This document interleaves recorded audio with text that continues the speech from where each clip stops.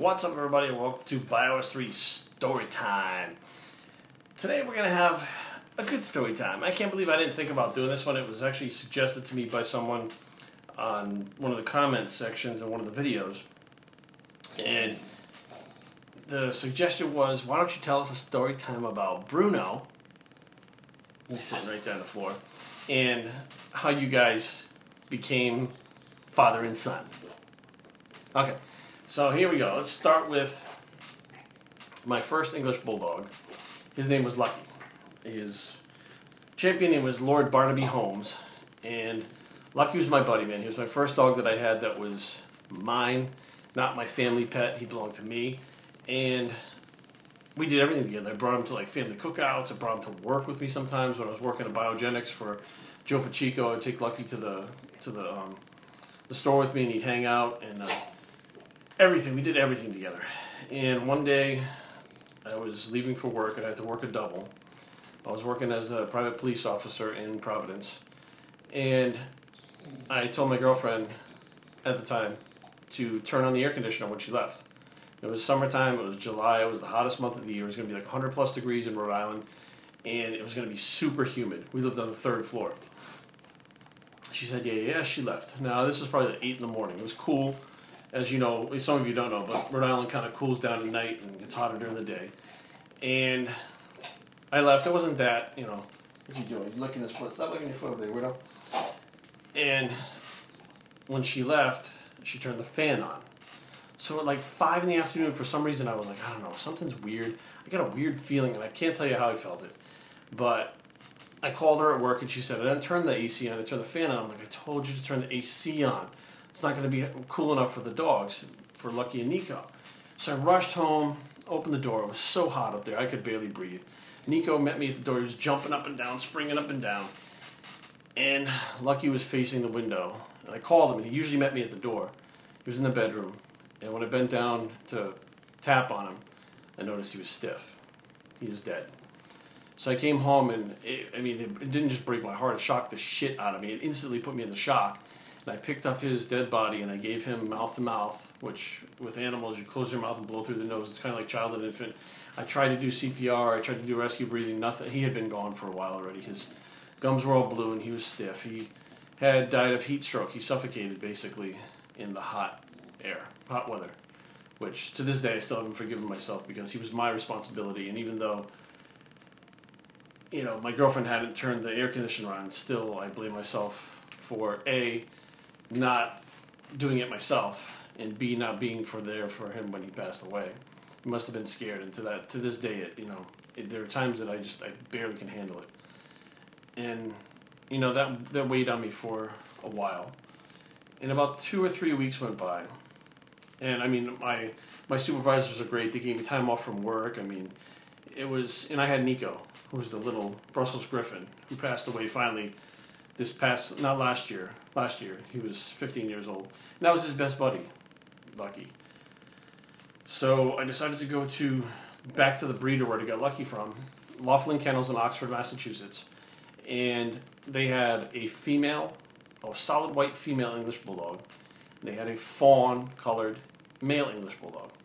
So the fawn-colored, they brought him out, they sat him down, he had this goofy look on his face, so I looked at him, I said, I'll take him. He said, okay, he has kennel cough, so he's going to be here for about another week. We're going to keep giving him antibiotics. You can come get him in another week. Fine. I paid for him. A week goes by, I go to pick him up. He's fine. He's playing around. He's jumping around. He's acting like a goofball. I said, okay. So in the meantime, I had gone and looked up names for Bulldogs. And I went through A, B, C, D. So what I did was I took the A list. I said a couple names. Took the B list. And when I said the name Bruno, his head stood up like this, and he walked directly to me. That's his name. He picked his own name. His name is Bruno. That's how it worked. So I took him home, and for a couple days, he was very, kind of playful, and, he was a puppy. He was jumping around. Nico didn't like him. Nico hated him, right, because they were about the same size. He would try to play with Nico, and Nico had just lost Lucky, and he was irritable, and now there's this new dog. So he would jump around, and Nico would snap at him in the face. And okay, so he didn't like him. But Bruno loved Nico. He loved to bust his balls. And he wouldn't sleep in the crate. He wouldn't shut up. He wouldn't sleep. So what I did was I said, you know, I don't care. I'll sleep on the floor. So I'm laying on the floor next to him in the crate.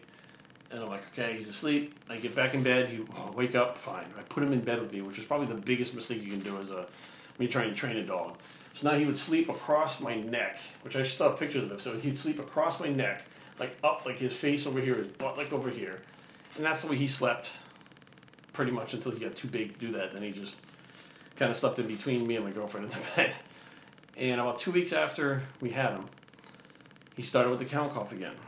Now, I called the breeder, and they said, you know what, bring him back in, we'll administer the antibiotics again. If for some reason, you know, he doesn't get better, we'll give you another puppy.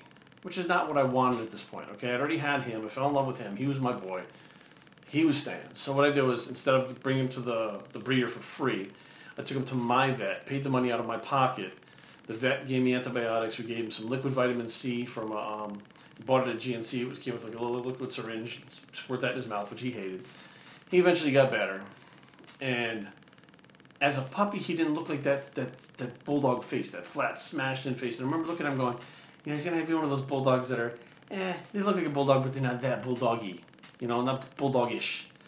Well, lo and behold, as he becomes full-grown, he's 75 pounds with a 26-inch neck, with a face that looks like he get hit in the face with a shovel and then in a brick afterwards. So he definitely turned out to be, you know, the epitome of what an English bulldog is supposed to look like.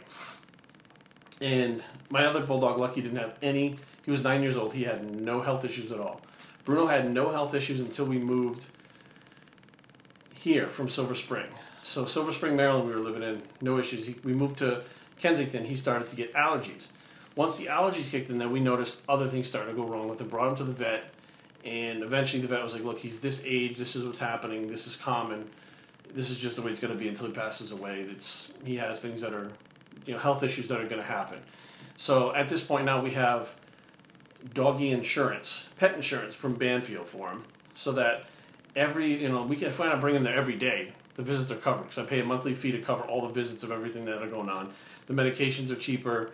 You know, you don't have to, some of the surgeries are cheap. You don't have to worry about breaking your bank going to the vet, because for a while, before I got the insurance, I was bringing them to the vet and I'm paying $300 out of my pocket every other week for, you know, an eye drop for this or an antibiotic for that or whatever, visits for this, or, you know, it just was random things that build up over time that as he gets older, it's just going to get worse. So it just made sense to get the insurance to make sure that, you know, he had the medical care when he needs it.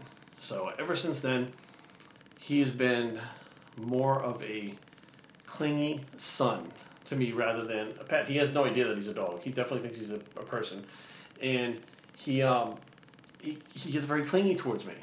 He'll follow me all over the house. He'll follow me in the bathroom to take a shower.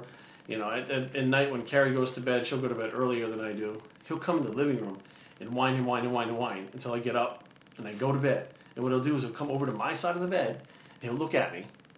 Then he'll look around, then he'll go over to his side of the bed where Carrie sleeps, look at her, then lay down in his bed. So he's not happy until I get to bed where I'm supposed to be at the end of the night so we can go to sleep. And then even then I have to get up, walk over to him, fix his bed, fix his blanket, kiss him on the head, tell him good night, and tuck him in like a little kid. That's our nightly ritual just about every night so he can go to sleep. Yeah, so that's my story time with Bruno and how we came to be, how he is now, and he's going to be 10 years old in 2014, which is old for an English Bulldog. So I know that time is ticking, and I'm trying to soak up as much time with him as I can. But at the same time, you know, it's hard because you don't want to think about that time coming. So, biostraining@gmail.com. Leave your comments down below. www.biostraining.com is the blog. I'm Bios3, and I approve this message. And we're Bulldog Bicep out.